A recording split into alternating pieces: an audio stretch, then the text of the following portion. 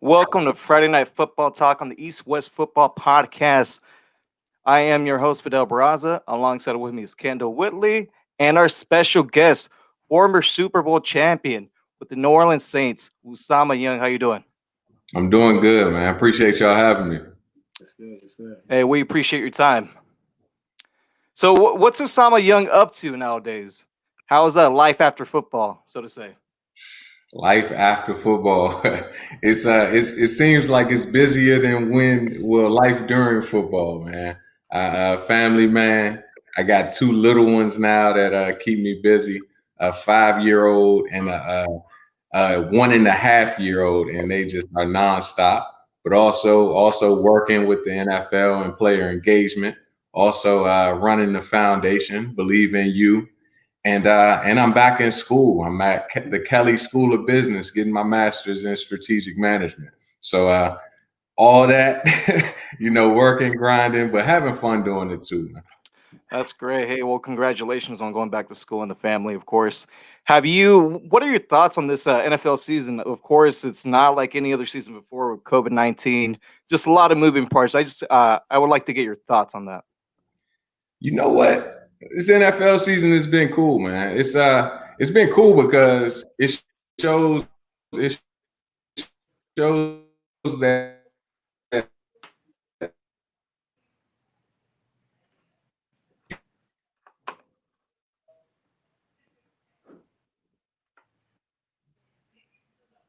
It probably froze up a little bit on We his got end. some technical my screen's difficulties. my Oh, there we bad. are. No, you're fine. Was that me? Yeah, it's all right, though. All right. All right. No, Well, I just see a lot of what football is all about. You got to make an audible. You got to make an audible. You got to make change. You got to be able to switch things up and adjust, similar to how you guys got to do that with my technical difficulties over here. You know.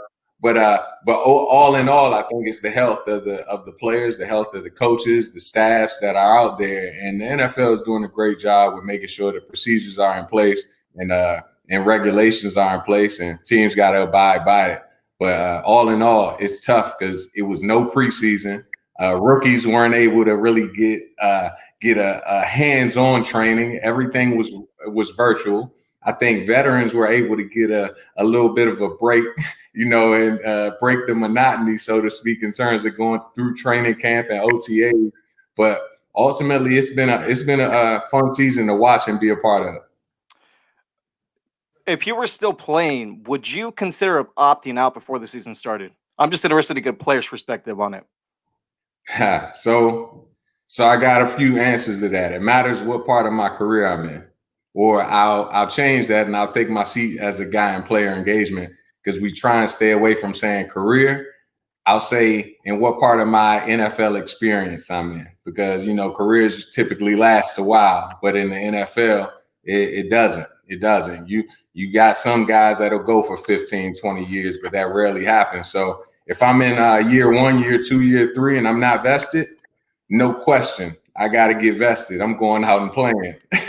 Uh, Ultimately, though, it also relies on my family dynamic. I'm thinking about who I have around me, might be living with me, what type of circumstances I have in terms of my family dynamic. If I have children, if I have a wife and kids, uh, if I have parents that might be of high risk as well, or I myself might be of high risk. I think about all those things, and then I go a little further and I say, if I'm past the 1, 2, 3, and I might be in year 8 where I was at one point. I've had a few deals. I'm pretty sound and comfortable in terms of where I'm at. That's more so about my heart now. Is my heart still in the game? Do I really want to go out and play? And does that level of passion does it override the other things that I listed in terms of the health? And ultimately, it probably won't.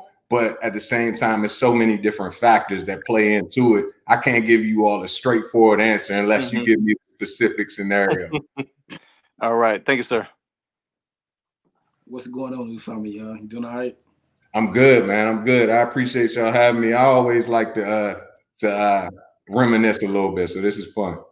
Yes. You played for the Raiders and the Saints and the Browns. Which team did you enjoy playing for the most? Man, from the start, how he introduced me, man. He he said that Super Bowl. You know what I mean? I was fortunate to start off as a rookie with the New Orleans Saints, and I still remember getting drafted and knowing who I was about to go up against in practice. And it was a guy named Reggie Bush who I watched his highlight tape on a regular basis when I was in college. Now he got drafted the year before me, but I was like, yo, I'm about to be competing against this dude regularly. He lines up a receiver sometimes. I got to prove that I can go.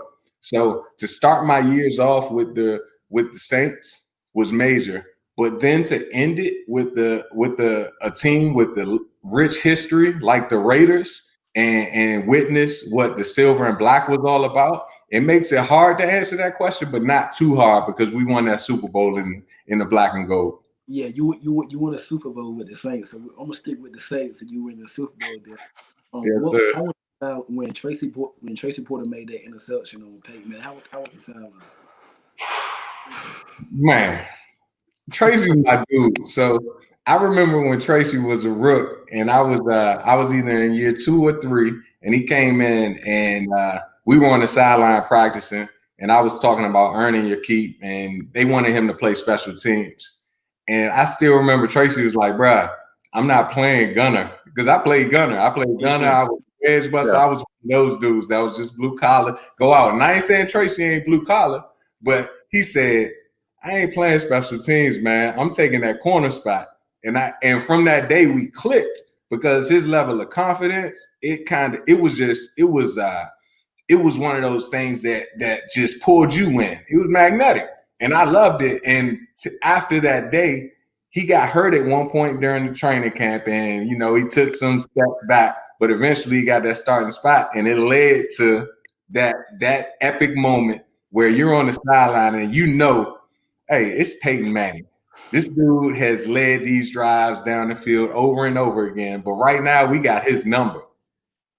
Hey, man, Peyton, Tracy went off. He took that thing and was going down the sideline pointing. Everybody was off their seat. Everybody was jumping for joy, man. It was one of those things that I wish I could relive again because that was the ultimate highlight of my NFL experience. Appreciate it, Usama. No doubt. Hey, well, that same year, Osama, you guys actually played against the Minnesota Vikings in the NFC Championship game. You went against another Hall of Fame quarterback in Brett Favre. Close, intense game. I just want to get your thoughts on Brett Favre and playing against him. Man, all right. So I'm gonna take a step back. Because that season was crazy. We were 13-0, and we went 13-0, and we knew we were the best. I ended up getting hurt in week 13, and I had a sports hernia. Yeah. So I missed the last 3 games of the regular season. I got surgery on my hernia. I said, there's no way I'm going to miss a playoff game. And we went out the first playoff game against the Cardinals, against Kurt Warner, another Hall of Famer. Yeah. And everybody was talking about how Kurt Warner was going to have our number. He threw it to Hightower. Hightower went for like 80 yards on the first drive. And they were like, oh, man, Saints about to get whooped. They're about to go 0-4 to end the season. Well, they had that 80-yard touchdown, and then there was no looking back. We crushed them, stomped on them. And then we went in against the Vikings. They came to the Dome, another Hall of Famer that you mentioned, Brett Favre. And again, I don't know if y'all remember this, but they had a drive in which they could have finished the game off, but Adrian fumbled it. And we got it back. And we went down, we go ahead and score. And then they've got another drive where they could take the game. And of course, you got Tracy Porter again. Gets a tip ball interception. He does that Jared Allen. Yeah. And it's like, man, I mean, of course, you got guys that we played against throughout years. And Brett Favre is one of those other Hall of Fame guys that you admire as a QB, as a leader. And to be able to end our season in that way, epic, man. Epic. Yeah, no, I remember watching that game, and I was just like, oh my God, the Vikings are going to win. And then that happens. It was crazy, right? But you guys were playing solid defense that year, and just great team overall, especially with Drew Brees, leaving the San Diego Chargers at that time, right? And there was a lot of speculation that the Miami Dolphins wanted Drew Brees, but they weren't sure about his surgery, so they went with Dante Culpepper. So yeah, Yeah. no. And let's keep it with the Saints real quick. So obviously they have a huge game Sunday night against the Tampa Bay Buccaneers. I just want to get your thoughts on that. Oh, man, that's gonna be a fun one. You guys mentioned some great QBs that I got to play against. Of course, Breeze practicing against him day in, day out, week in, week out. But then going against Tom Brady and going against the young Tom Brady and the old Tom Brady, it's all the same. Dude is great, and to have the weapons that he's having and the offensive scheme that they're running right now, we know that it's going to be a battle. We know it's going to be a battle. I mean, and I'm not saying we from the Saints' perspective. I know I'm talking from us as spectators watching this game. I'm looking forward to it. I'm looking forward to a shootout. I'm looking forward to seeing that record go back and forth. At the same time, my defensive-minded guys, my Dennis Allen, the D coordinator with the Saints, he's gonna probably be disappointed if he were to listen to this and say, "Come on, man, you ain't bet on your boys." All those guys out there, in Lattimore and Williams and Jack Rabbit. I want those guys to thrive, but I do understand that they gotta step it up against Brady and show out, man. Yeah, good news for the New Orleans Saints. Michael Thomas is he's expected to play on Sunday, but also bad news, I guess you can say, for the New Orleans Saints is Antonio Brown is going to play his first game officially with the Tampa Bay Buccaneers. You know, I try not to mention that. I try not to mention that because that's a scary one right there, man. You know, AB is hungry. You know he's hungry. You know that if you ever watched, well, if you watched last year when he got his shot with the Dolphins, was it? No, with the Patriots early on against the Dolphins. Yeah. Every throw in that first drive was to him, and that was kind of to like send a message like, hey, we can go at this matchup all we want.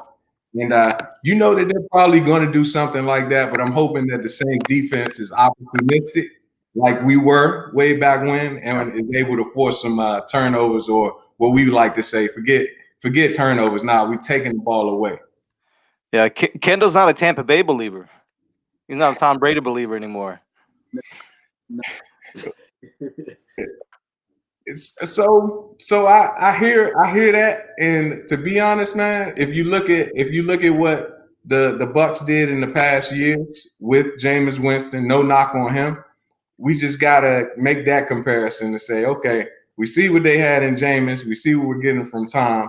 Now we don't know exactly how the development is, and you know how the scheme has changed and what weapons have been added. The difference there, it's not an even comparison.